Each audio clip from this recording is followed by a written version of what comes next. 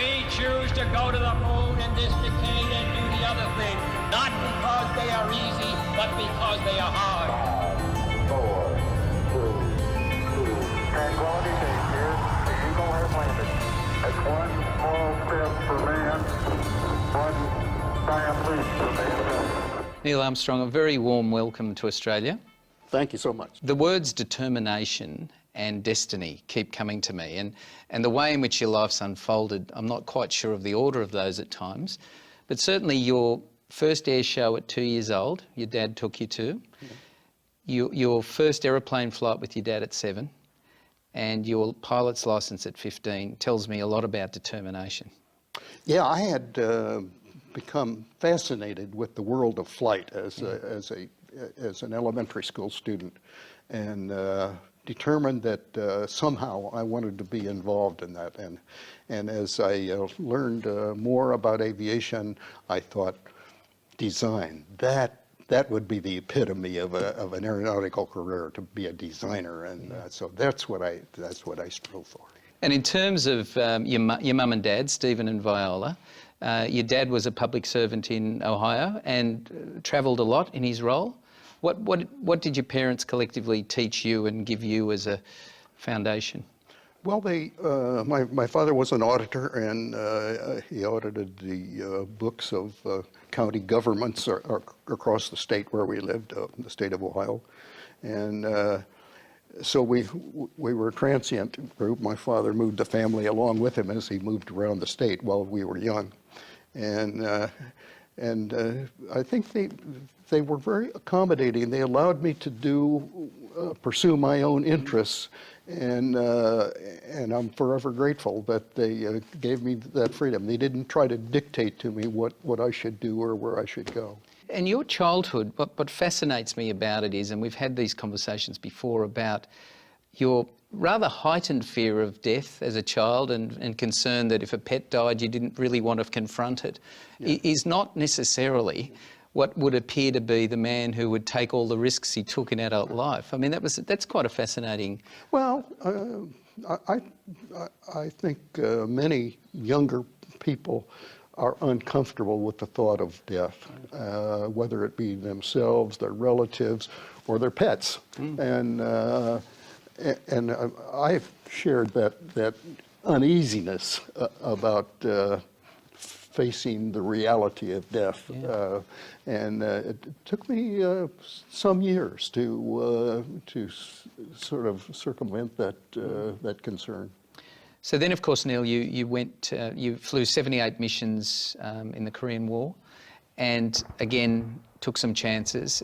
What are your reflections on the risks you had to bear, you and your colleagues? The risks in combat are substantial, and I think in general they are higher risks than I faced in my test pilot work or in my astronaut work.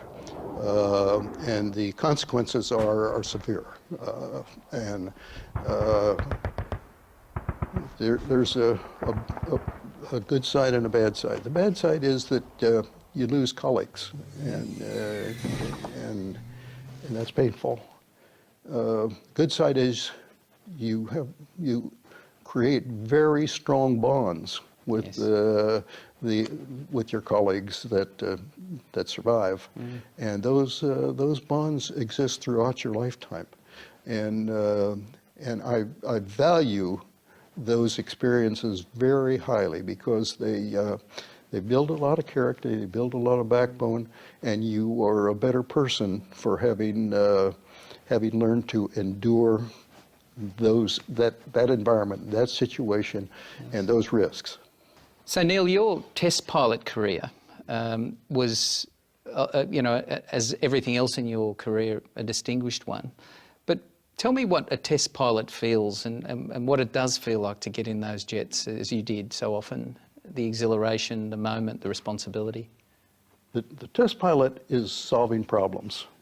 He's looking for inadequacies or shortcomings or barriers to substantial safety and increasing performance in flight. And his job is to identify those problems and assist in finding a solution. So it's a problem-solving job, and you're always working with the unknowns.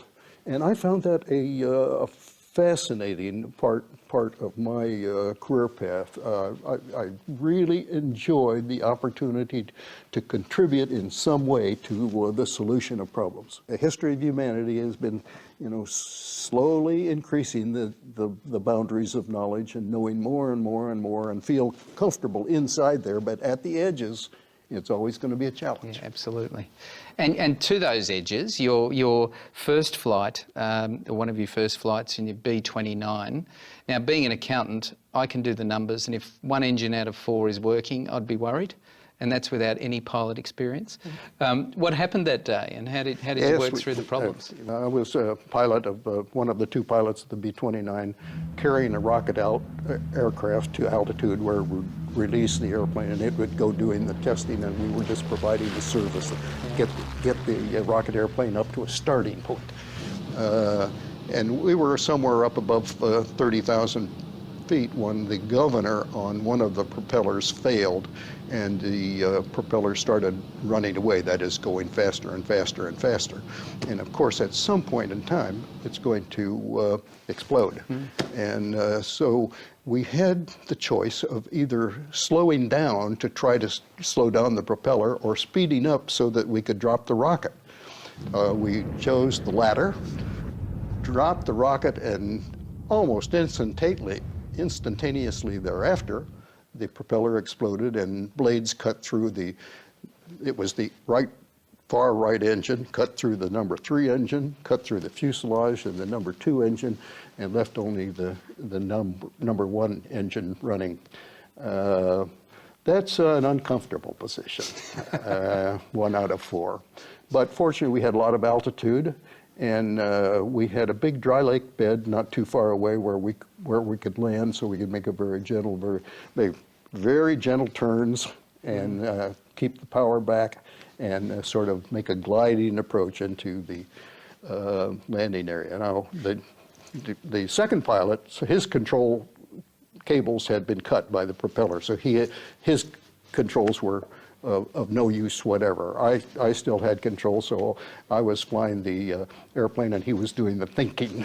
And when we got to the ground and looked at the airplane afterwards, we found that my cables had been cut too, but there were still a few strands of the cable left. So we were very fortunate to have survived that situation. Extraordinary. And look, another example, I guess, was in the lunar training, when you had to eject from the rocket within seconds of your life, as I understand it.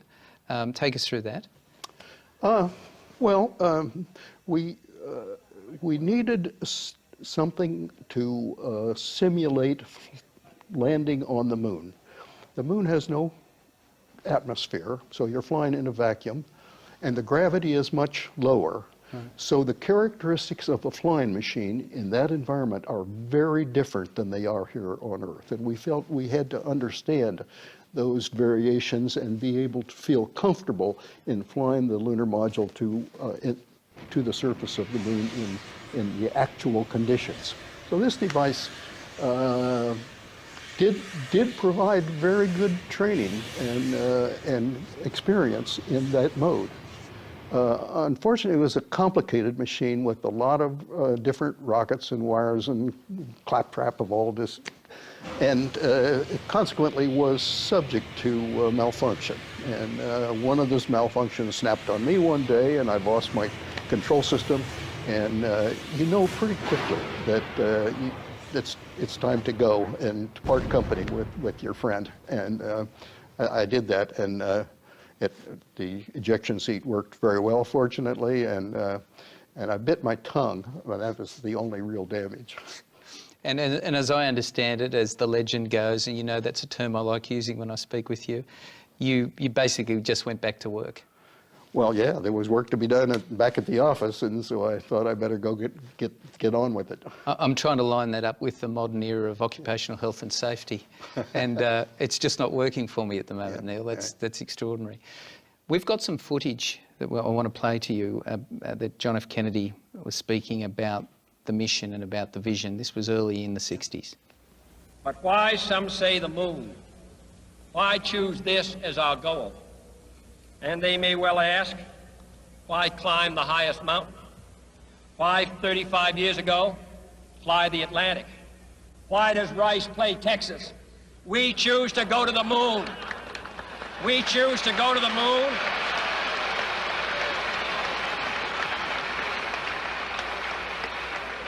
We choose to go to the moon in this decade and do the other things, not because they are easy, but because they are hard. Because that goal will serve to organize and measure the best of our energies and skills. Because that challenge is one that we're willing to accept, one we are unwilling to postpone, and one we intend to win, and the others too. The extraordinary time in the US at that time, you had the president of that ilk, you had politics, the administration, science, the community, all on song for this vision, all on song for that plan. What was that like? Well, you have to appreciate the context. The Soviet Union had successfully put first a artificial satellite into space, and secondly put a man into orbit around the Earth. We were trailing. We had put only one flight, Alan Shepard, on a short 20-minute suborbital flight up to about 100 miles altitude and back down into the ocean. Never had a person in orbit. And now the president was challenging us to go to the moon. The gap between 20 minutes, a 20-minute up and down flight, and going to the moon was something that was almost beyond belief, technically. But NASA was a new organization, only about 4 years old at that point, had done a lot of thinking about this. And they identified the lunar landing as perhaps the only way we could catch up with the Soviet Union. And as the president said, we were going to get in this game. He was saying, this is a new ocean around it. This is the new ocean, and we must sail upon it, and we must be a leader on it. And that caught people's imagination, because at that time we had the ideological competition between East and West, and concerns about the future of all humanity on Earth. So it was a very big thing, not just technically. It was sociologically a very big thing, and the challenge was enormous. So to be able to get the agreement of not only the government, but the will of the people to go along with that idea was quite striking. Pardon my crude summaries, but someone sketching out all the Apollo missions in advance, saying, well, if we're going to get there, it's going to take this many missions. And you knew you were involved in the missions. You didn't know fundamentally at that point who was going to ever be the person to walk on the moon, if ever. And how fluid was that plan? It was very, very fluid. First, the first Apollo spacecraft was on a pre-flight test with the crew in the module, atop the rocket, on the pad at Kennedy Space Center. Then it was Cape Canaveral. The cockpit was pressurized to 1 atmosphere with pure oxygen, a little over. And a spark ignited some of the flammable material in the cockpit. The hatch was an inward opening hatch that the crew was unable to quickly open, and the crew was killed in the fire. It was a tragedy, and it was going to take us a long time to recover from that. We clearly had an unsafe spacecraft. We had to redesign it and rebuild it, and it was a 2-year delay. Now, there were only 4 years left to the end of the decade at that point, so we're losing half of the time in the race to the moon. But there was a benefit. Every advantage is accompanied by a disadvantage, and every disadvantage, every cloud has a silver lining. So we were looking for the silver lining. The silver lining we got was that we had 2 years to improve the spacecraft, not just the fire resistance, but a lot of other things in the system that really needed improving. So we could attack those and make a gigantic improvement in the quality of the spacecraft design and its construction. All the flights changed somewhat during the evolution of those flight periods.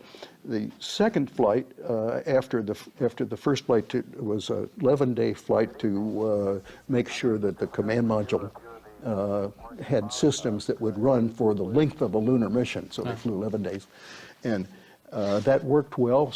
And the next flight was going to have a command module and also a lunar landing module on it. But the lunar landing module was behind schedule, and it wasn't ready for a flight in 1968. So a very bold decision.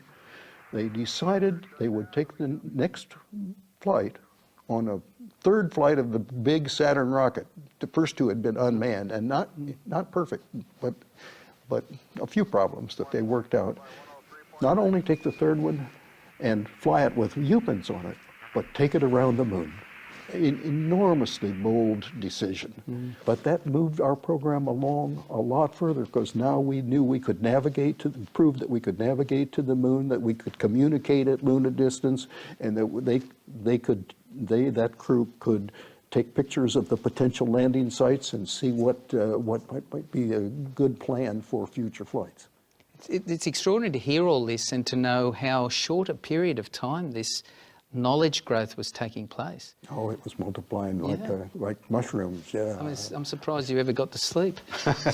So what happened then? I mean, so how long before you knew that the likelihood, or the team knew the likelihood, that 11 was going to be the land and war? Well, I was the alternate or backup commander for the flight around the moon, Apollo 8. Right. And as soon as they took off, I was on the job, of course. And the boss called me in a few days later and said, "Would you take the third flight down the road?" 11. No, 8 was in the air. 9 was in the hangar yet. It hadn't started to fly. And 10 was the lunar module had not flown. There was no way we could predict what each of those flights would do. It was going to depend on the success and the accomplishments of each flight along the build-up period. But Apollo 8 worked well, 9 worked well, 10 did far better than expected, took a lunar module actually around the moon and tried out its propulsion systems and its navigation systems and communicating with 2 spacecraft simultaneously. All these things were accomplished in just those 4 flights.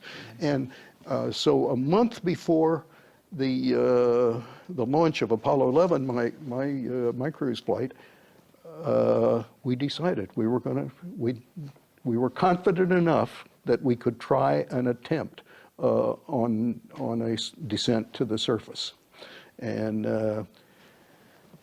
I should say that I thought we had a 90% chance of getting back safely to Earth on that flight, but only a 50-50 chance of making a successful landing on the first attempt. There's so many unknowns in that descending from lunar orbit down to the surface that had not been demonstrated yet by testing, and there was a big chance that we didn't understand something in there properly, and we had to abort and come back to Earth without landing. It's a risk-reward equation, and you're able to accept a level of risk so long as it's commensurate with the reward that you will get by achieving the goal that you're after. Absolutely. And that's kind of the balance you always make. Did you ever allow yourself the luxury, and for the time I've known you, I suspect you're going to say no, but did you ever allow yourself the luxury somewhere between 8 and 11 of dreaming of the fact that you guys may be the team that actually does the deed?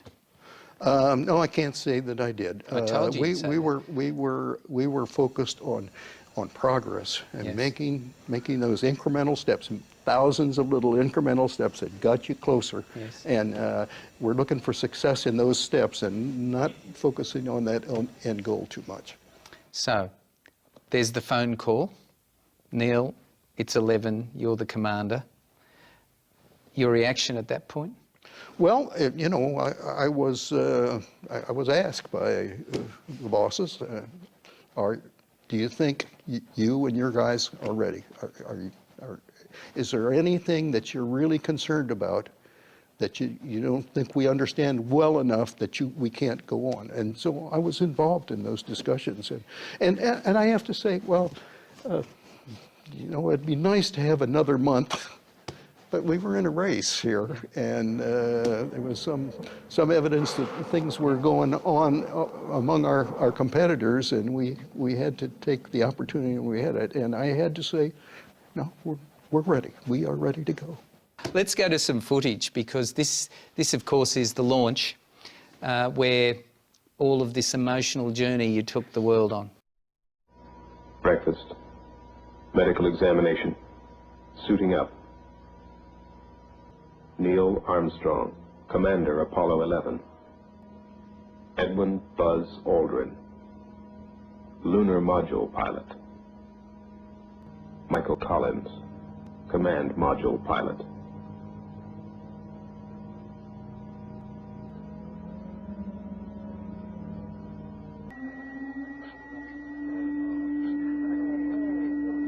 The vehicle starting to pressurize as far as the propellant tanks are concerned, and an automatic sequence as the master computer supervises the third stage completely pressurized.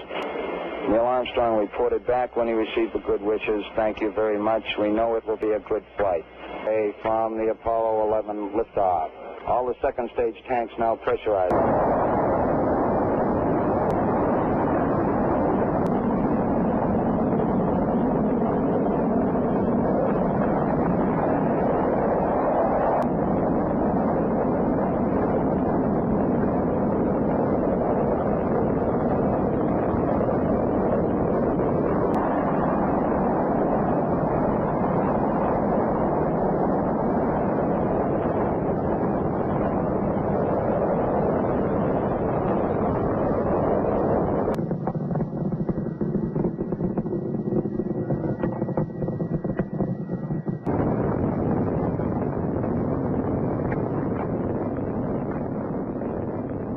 Neil, what I saw in that footage was three, and perhaps I'm getting to an age where everyone looks young too, but I saw three young boys really who'd done so much work and who were taping up and getting ready for the adventure of their and the world's life.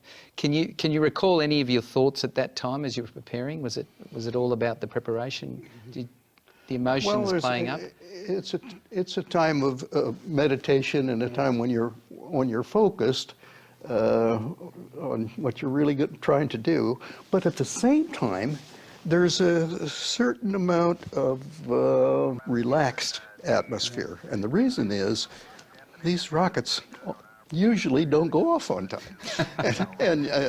Neil, I was really excited up to this point. So you're thinking, well, we'll get down to 2 minutes, and then they'll call a hold, and then they'll cancel the flight, and we'll go another day. So don't get too excited here about this one. So there was a sort of a built-in, look, we're doing our best. It's likely not to happen, so we'll look the part and see what happens. And you're always surprised when it actually lights and you go. So tell me, in relation to the noise of all that's going on, particularly from ground to the next hit, what sort of noise are we talking about? Oh, the noise at liftoff from the pad is extremely loud, and you get not only the noise of the engine but the reflected noise that's coming up off the ground. And so consequently, until you fly out of that reflection after about 30 seconds, it's very difficult to hear anything, even with our special helmets and earphones and so on. But after you get out of the reflected sound, it gets pretty reasonable. A very shaky ride in that particular rocket, the Saturn V. Saturn V was a 3,000-ton machine, and that's with an energy enough to more than that to lift you off the pad. It's an environment that's interesting. Very shaky ride in the early part of the launch through the first stage. The second and third stages are just as smooth as the first stage is shaky. In terms of layman meets Neil Armstrong, which is this moment for me, what happens on a... Give me an idea of what happens on sleep patterns. Is there such a thing? Sleeping? Sleeping? Yes. We had a question in our own mind. We have this complicated spacecraft to operate. Are we going to have somebody awake all the time to run all the switches? What we would like to have done is sleep simultaneously and just put the craft on autopilot, and that would be most efficient, we thought.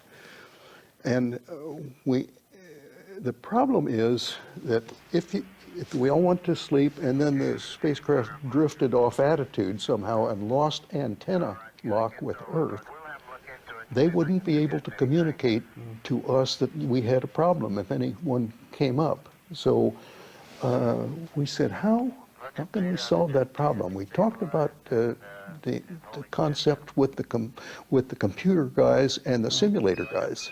And they thought maybe we could spin stabilize the craft like a rifle bullet, and it would stay on path, and we'd have the antenna pointed right back down toward Earth. And the question was, well, would it last us 8 hours while we were sleeping? Could it be done? They duplicated in the simulator and determined that in fact you could spin stabilize it for 8 hours, and you wouldn't have to spin it very fast. Very, very slowly would be enough to keep it on attitude, and we could keep contact, emergency contact with Earth. And it worked. So that's what we did. We slept simultaneously, and then we could operate full efficiency for the other 2/3 of the day.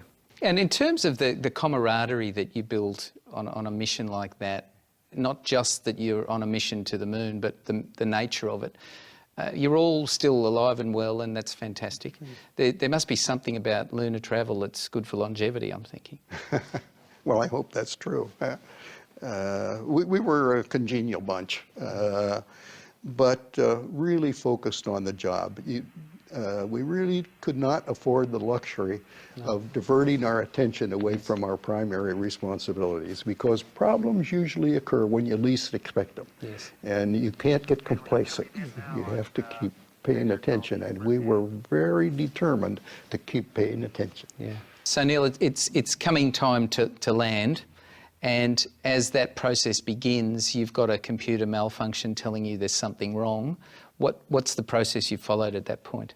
Yes, the lunar descent from lunar orbit down to the surface is a very complex part of the overall flight, with a lot of things happening simultaneously and not a lot of time to consider abnormalities when they arise.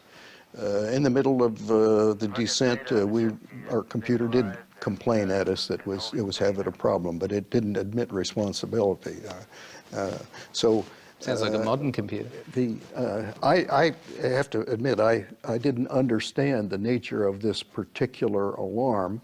We had the computer had a lot of kind of complaints, but I didn't know them all. This one was unusual.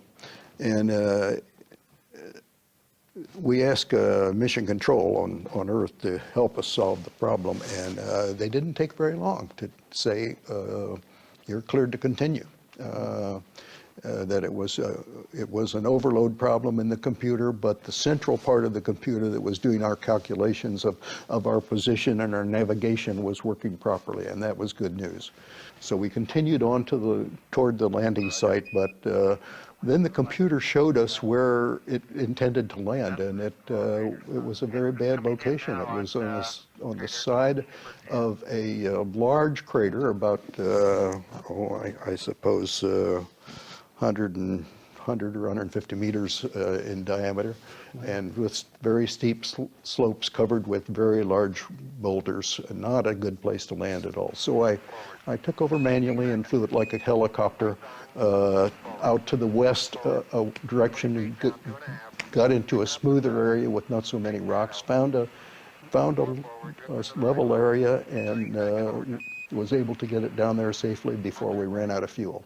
Yeah, within what, 20 seconds or 40 Something like seconds? 20 seconds of fuel left. It's almost like you were planning to prepare a movie here, because everything was just on the edge of everything. Yeah. So the craft's landed. Is there a moment where the three of you, at least momentarily, acknowledge that moment? Is that... Indeed, we took it was a handshake. You really went to town, didn't you? Congratulations, we made it this far. Yeah. But there was a lot of work to do at that point, and we couldn't luxuriate in those feelings. And including getting home. Yeah, exactly. Well, at the moment, we didn't. We concerned that because the lunar surface is so warm, it's over the boiling point of water, and substantially. And so the heat of the surface could affect fluids in the systems of the lunar module adversely. We had to be very cognizant of potential thermal problems that might be in existence, and if it was going to get worse, we were going to have to take off immediately and get out of there. But that worked out pretty well. There were these concerns, but they seemed to be working out satisfactorily, so we agreed that we could stay on the surface a bit longer, but we were going to keep an eye on it for the first several hours. And your words, people have professed as to why those words and whatever else. So were you, as you were coming closer into land, were they coming to mind? No, I didn't think about that until after landing. I had no confidence in our ability to get down safely yet, so I didn't bother thinking about that until after landing. And of course, the first statement we made was the Eagle has landed. Yes. Tranquility Base here, the Eagle has landed, and that was the signature line for achieving the presidential goal that we had been working for a decade on, and in our view, that was a very important statement. The getting down on that was less important in our view, but it was significant. Be actually touch your boot into the sand and recognize that it's okay to stand there. That's one small step for man, one giant leap for mankind. So you now then went and did the famous walk to plant the flag, but also to respect those that had been before and attempting to reach the moon and had been involved in the process. Tell us about that. Yeah, we recognized that we wouldn't have been there if it hadn't been for our competitors. Yeah. In the Soviet Union. It was actually the competition that made both of our programs able to do the things that they achieved. And so we recognized that by putting some medallions for our fallen comrades on both sides who had not lived to see the event. And that was a tender moment. I was going to say, there must have been such an emotional moment, because even in the time I've known you, Neil, as much as that was competitive, there's such an element of decency in you as a person. And to actually be on the moon and to say, but by the grace of God, I'm the one who did it. Mm-hmm. And you know, that moment where you probably wanted a little privacy, but other than the 400+ million that were watching, you had that moment. It must be something that you have reflected on over the years. It was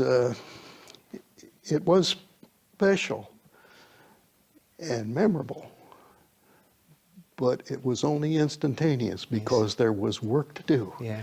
And the checklists were all over us. We needed to get on with things, and that's why we were there. We were there to meditate. We were there to get things done, sure. And so we got on with it. Yeah. And so you went back to the craft, and it's then that I think you heard that there was a phone call for you. Mm-hmm. I am surprised. They didn't say phone call. They said there's something special here. Okay. Yeah, I forget what. Trying to modernise the story, but I'm wrong on that. So you've come back, and it's known to you that there's someone to speak to. Yeah. And you didn't say, look, I'm busy at the moment. You did take the call. I did take the call. And who was that? And it was the President of the United States who was speaking from his office in the White House. and a very nice congratulatory message from the president on behalf of everyone who had worked on the project, and that was a surprise, a very pleasant surprise, and again, there was work to be done, so get back to job. That's right. And so to the liftoff to return, an issue with the ignition that required some rudimentary innovation. Yeah, when you're in the spacesuit and it's pressurized, it's very cumbersome. You're like the Frankenstein monster, and you have this big backpack on the back, and if you turn, that backpack is swinging around, and my colleague in one of these motions banged into the circuit breaker panel with his backpack, and there's a lot of circuit breakers over there, lots of ones, and so he could have picked something that was not very important, but he banged into the circuit breaker that controlled the SN engine that got us back into orbit. I think that when we recognized that, we thought it probably will hold, but maybe we better see if there's a way to increase our chances of making sure the circuit breaker wouldn't automatically disengage. So we took a piece of a plastic pen, a magic marker kind of pen, and made a little crutch to hold it in place with that. I think if they'd asked any of the 400+ million that were watching that they're just about to insert part of a pen to ensure they get home, they wouldn't have believed it. They wouldn't have believed it. Well, I really think that had we not done that, we'd still been all right. But it was just insurance. It's nice to get a little insurance now. Yes. On landing, of course, there was celebration that, to a great extent, I don't think's ever stopped. And ever since that time, there have been people who have claimed that never happened. And imagine that, after all of the effort and all the passion, that there are still people that would say that. What was your initial response to that when I talked to you? You said something fascinating about the number of people that were involved in that project. Well, I don't recall what I said, but people love conspiracy theories. Yeah. I mean, they are very attractive. But it was never a concern to me, because I know that one day somebody's going to go fly back up there and pick up that camera I left. And so that'll be sure that... Well, look, I recall, and I think it was a fantastic response, and that was, because I'm hanging off every word you say, Neil, you see, I remember, and it was around about the fact that 800,000 staff at NASA couldn't possibly keep a secret. that's right. And knowing how people work, I think that's so compelling, I can't tell you. But in that conversation as well, you alerted me to the fact that someone has put together the most marvellous combination of your landing against Google Moon mapping, which side by side clearly endorses not only that, but every crater, the flag. There's been no property development, we've just decided when we looked at the footage. It's opportunity. Yeah. So let's just have a quick look at it.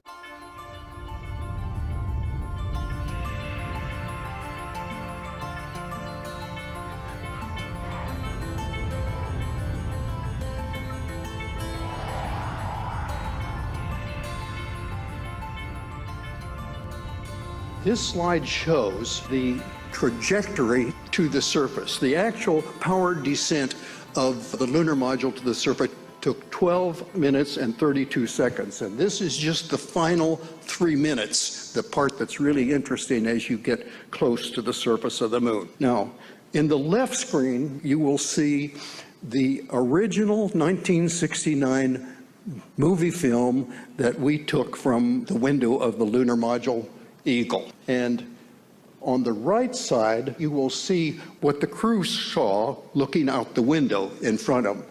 Now, there is a shaded area there that shows you the exact duplicate of the area that's on the left, so you can compare the craters and see if they are duplicate of each other.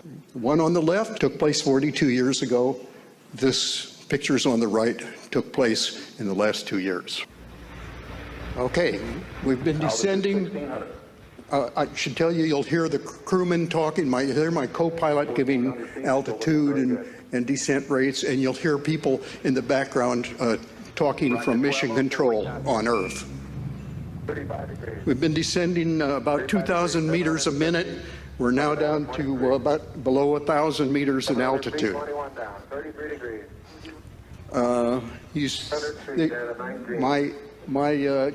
My computer tells me that it's taking us to a landing just on the right side of that big crater up in the left-hand corner. The slopes are steep and the rocks look very large, the size of automobiles. Certainly not a place that I want to land.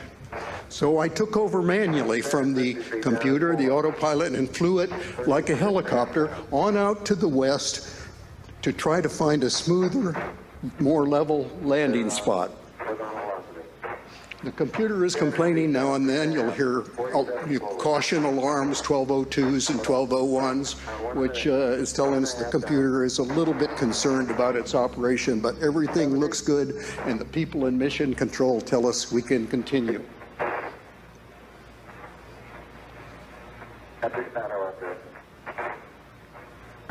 Okay, we're about 100 meters above the soil, looking down at this 30-meter crater, about 8 meters deep. Looks like a real geological treasure. I want to go back there and look at that if I ever get the chance while I'm on foot.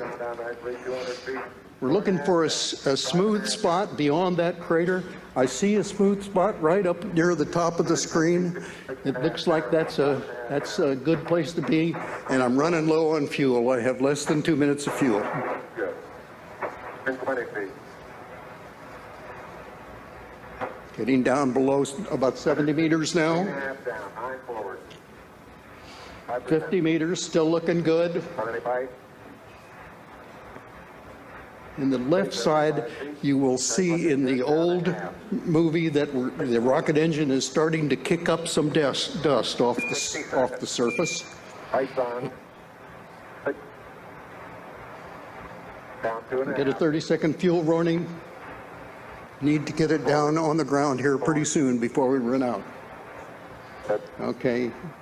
40 feet, down 2.5. The picture on the left is more accurate, but there's more dust. There you see the shadow of my landing leg coming on the surface on the blowing dust. We're very close to the surface right now. Contact light. Okay, engine stop. We copy you down, Eagle. Tranquility Base here. The Eagle has landed. Neil, that's amazing, and to have you actually commentate through it in a relaxed state, far more relaxed than you would have been 42 years ago, is just very, very special. So Neil, since those wonderful days of being an astronaut, you've had a long and successful career since. That's included being a professor at university, chairman of a large Fortune company, a series of chairmanships around issues to do with aerospace and all sorts of things. How difficult was it, or how easy was it, to transition your life from the first 40 being so focused and so deep in their drive to the next 40 years? Well, the subject matter has always been similar. I'm an engineer by nature, and throughout these years I've been dealing with engineering subjects, and I always feel fascinated by whatever it is we're looking into from an engineering standpoint. I have to say that now and then I miss the excitement of being in the cockpit of an airplane and doing new things, but I've come to accept that and found a lot of satisfaction in solving problems outside of the aircraft. And in terms of this year, of course, is a wonderful celebration anniversary of the landing. And in and around the same time, NASA's made some rather sad, certainly from Australia's point of view, and I'm sure from the US's point of view, sad statements about what its plans are for the future. How are you feeling about that? Well, I'm substantially concerned about the policy directions of the space agency, which are in fact directed by the administration, and we have a situation in the states where the executive branch and the legislative branch, the White House and the Congress, are at odds over what the future direction should be, and so they're sort of playing a game, and NASA is the shuttlecock. They're hitting back and forth as both sides try to get NASA on the proper path. So I along with many of my colleagues, have interjected ourselves into these discussions and presented our perspectives to the American people through newspaper editorials, and to the Congress through testimony and hearings, and to the administration by correspondence, that we are trying to get on the very best path here. I think that we've made some progress, but there's much yet to be done, and I'll continue to interject myself into those roles. Because this battle, and I've mentioned to you before, when I'm in the US, I'm stunned by the instant news world that's been created there, the short-term thinking. Something like a NASA project, if you look at what it did to you as a country in the 60s, would give you something to aim for that's beyond tomorrow, you know, beyond just tomorrow, and almost redefine the country again and give it vision. Well, in addition to that, NASA has been one of the most successful public investments in motivating students to do well and achieve all they can achieve. And it's sad that we are turning the program in a direction where it will reduce the amount of motivation and stimulation that it provides to young people. And that's a major concern to me. And that's never a good thing to do, but at this time in the US, and so that we wish you very well with that challenge, and if there's anything we can do nationally to help, you just call me. Thank you. I'll do my bit. I will certainly do that. It's your message that is so profound, Neil, and I do want to say to you at a personal level, you know, I made some effort to come to meet you, to ask you to come to Australia.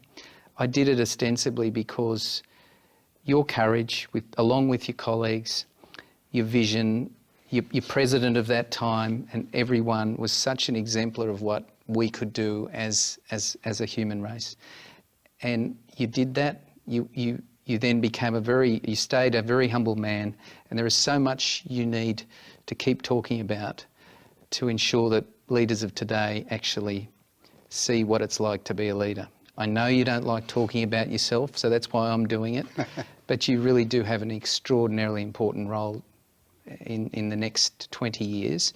And I'm so convinced am I that that's the case, that I will fly with you on a glider on your 100th birthday, because I know you still do that. That's the risk I'm willing to take, because you have much work to do. Neil Armstrong, you're a wonderful man. Thank you very much. Thank you so much. Thank you. Thank you. We choose to go to the moon in this decade and do the other thing, not because they are easy, but because they are hard. 5, 4, 3, 2. Tranquility Base here. The Eagle has landed. That's one small step for man, one giant leap for mankind.